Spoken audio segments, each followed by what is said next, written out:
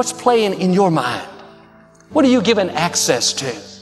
Paul said in Philippians, think on things that are positive, things that are wholesome, things that are of a good report. You can't think negative and have a positive life. You can't think sickness and get well. You can't think lack and have abundance. The battle is taking place in our mind. Be selective of what you allow in. Trust me, you will win if you don't quit.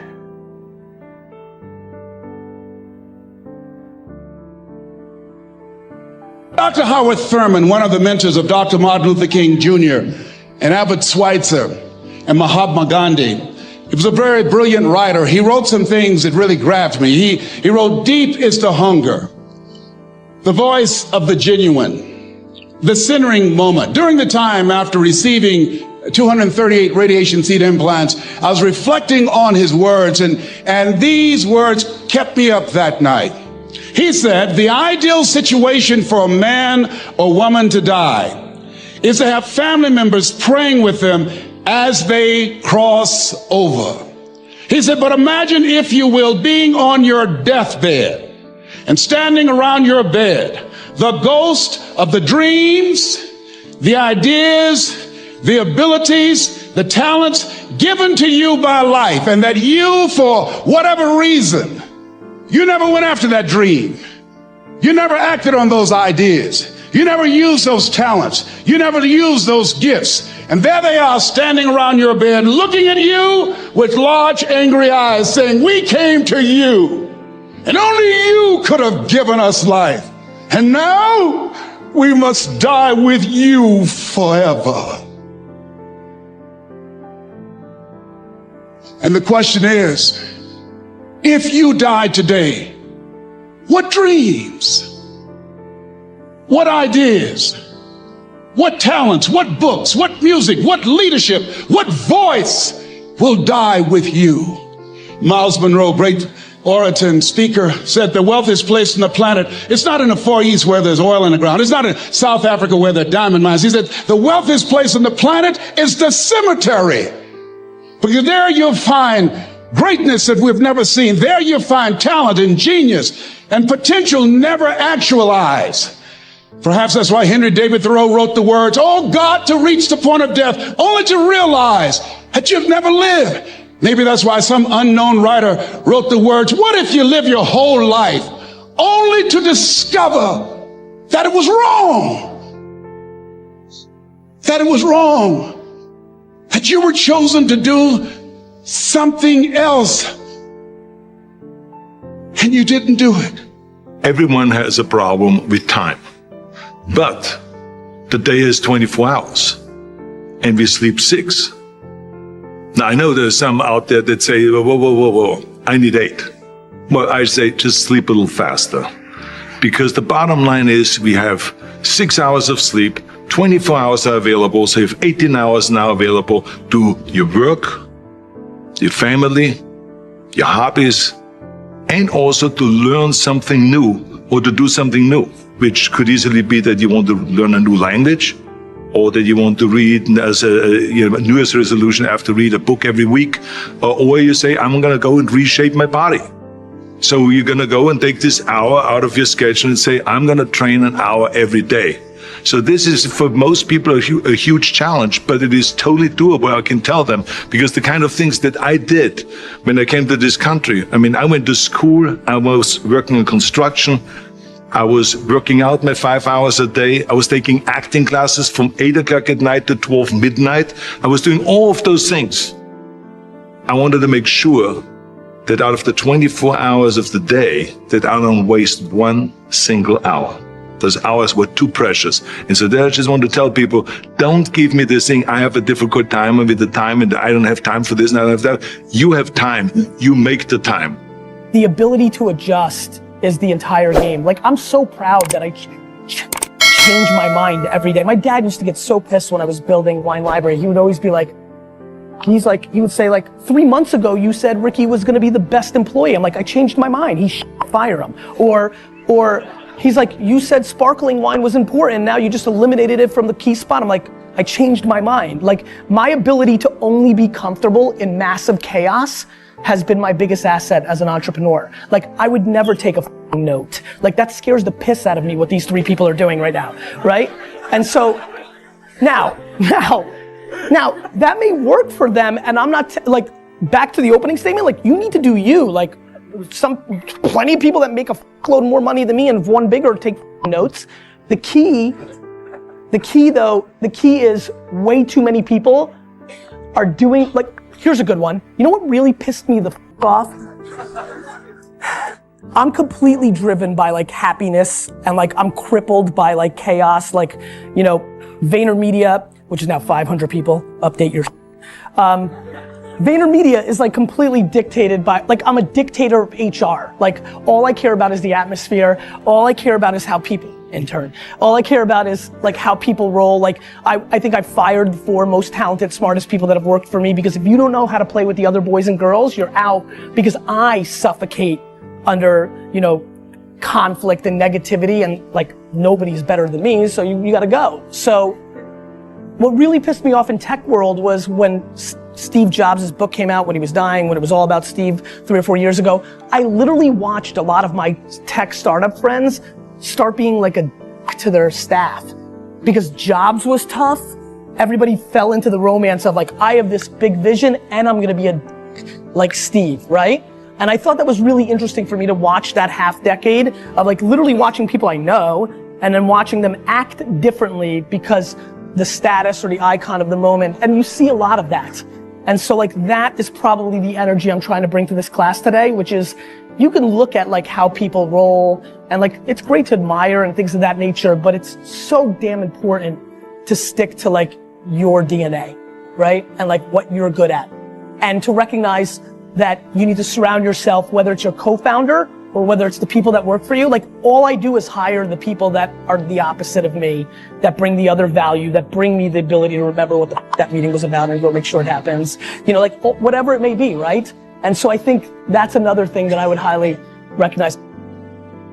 It's good to treat other people the way you would like to be treated yourself. It's like a golden rule, and there's a reason for it. And that reason is that we're connected in some strange way that we don't totally understand. And unless you are good to other people around you, unless you're kind and friendly and warm and loving, you're not going to enjoy this life. You're just not. You're going to be problems everywhere you go. You're going to have problems everywhere you go. You got to figure out a way to enjoy this life. It's not because of Jesus. It's not because of Moses. It's not because of anybody that may or may not have ever existed. It's because that's how you fit in better in the world. That's how you stay positive. And it doesn't have to be some that was written 5,000 years ago on animal skins. That doesn't have to be the golden rule because it's old. You know, that's dumb. We need to figure out like now, today, what is, you know, the best way to live your life? What is the, you know, there's got to be ways where you can be putting forward the most positive energy. I mean, we know objectively what's causing pollution. We know objectively what's causing birth defects and, you know, and we're taking in too much chemicals and not enough vitamins. We know objectively all this stuff. We know how to organize our world, and yet we don't do it. We know how to organize our health, and yet very few people do it. We know all these things. The right path to like being like a happy, healthy person is to do all the that we already know you're supposed to do. Take care of your body, take care of your health, take care of your mind, your stress, meditate, be kind to people. We all know that. I mean, you ask anybody, they know how to get by and to be the most evolved version of you that you can be. I mean, it's not like a magical checklist. If you talk to people about it, you said, okay, here you got a person, you want to improve them. What are the things that you're going to do to them?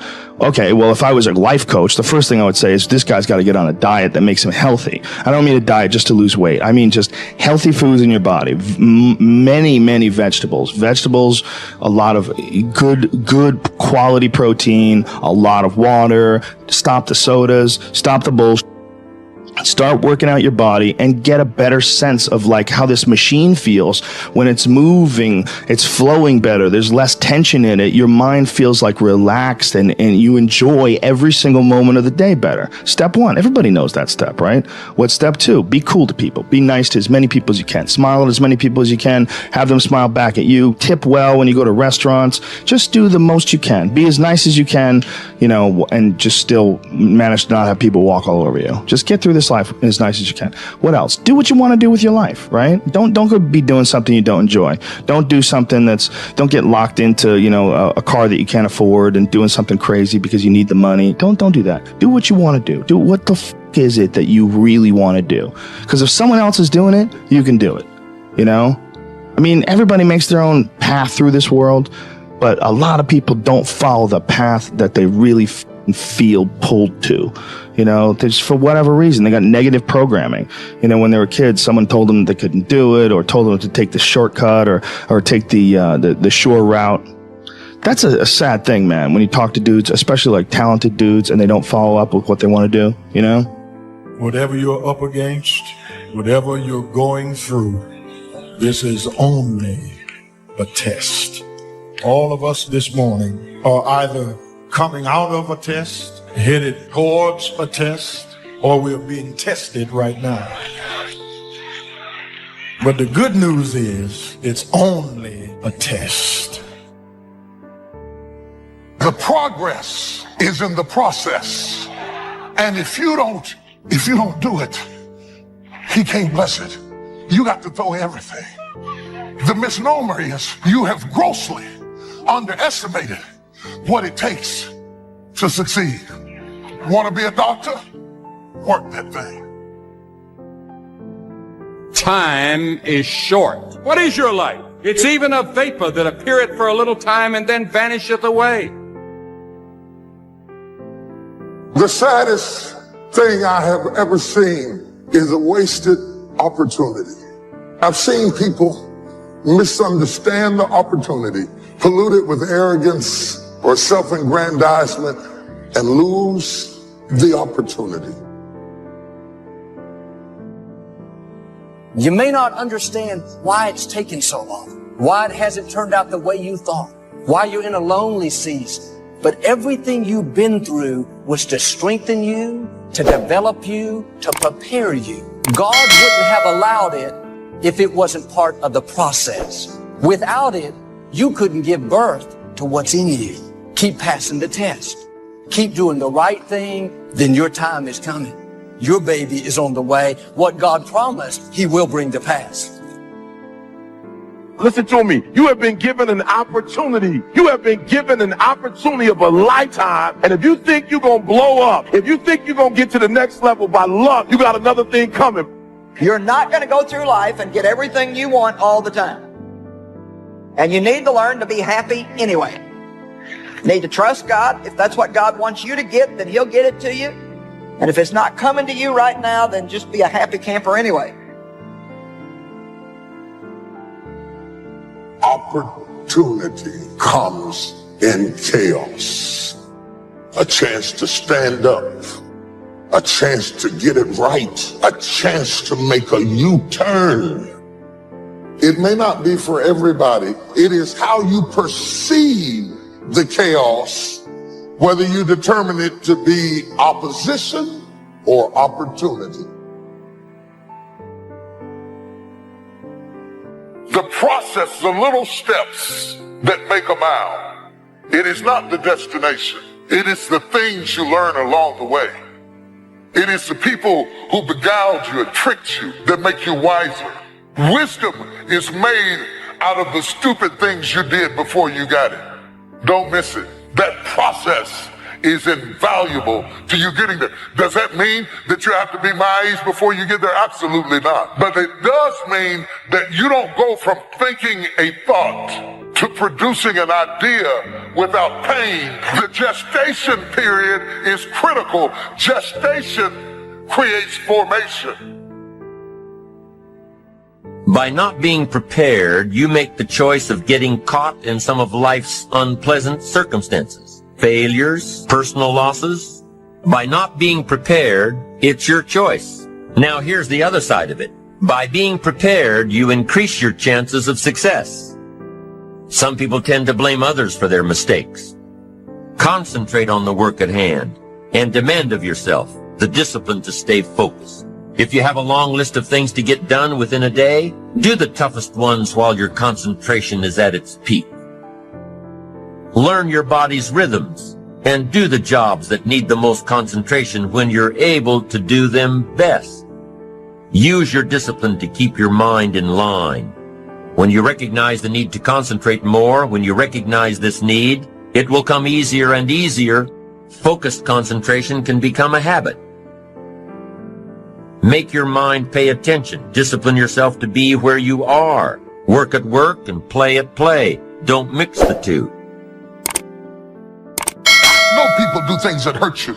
Everything is not fair and everything is not just and everything's not right. Sometimes you've done the very best and you don't get selected and you don't get the opportunity and you haven't gotten recognized. You cannot afford to get bitter, because if you get bitter, you will never get better. You gotta get that out of you. If you gotta cough it up, if you got to throw it up, if you got to pray it up, you gotta get it out of you. There's a curse on it. There's a curse. You gotta get it out. Get it out. Get it out. Get it out. Get it out. He left you. He cheated on you, but get it out. Get it out of you. Get it out of you. So you go ahead.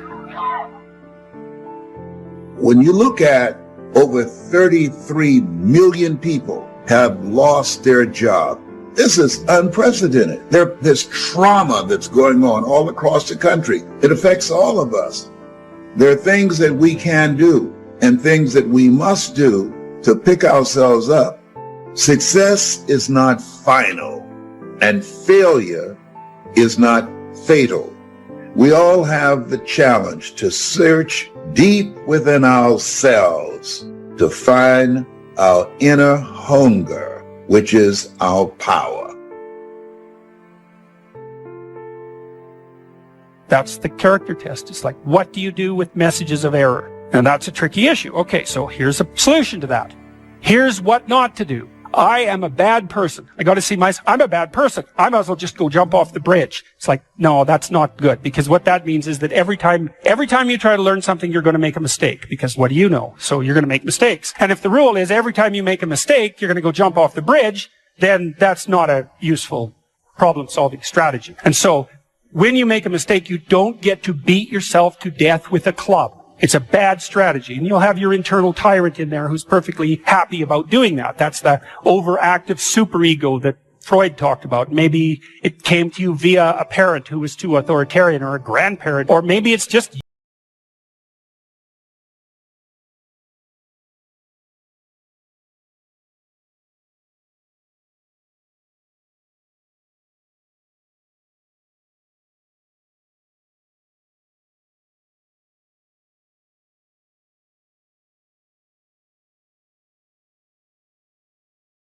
Hello guys, today our topic is take courage, strong your soul.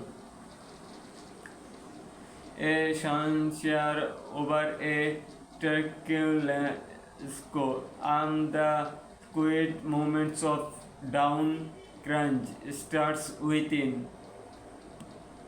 Scenes of challenges and moments of doubt.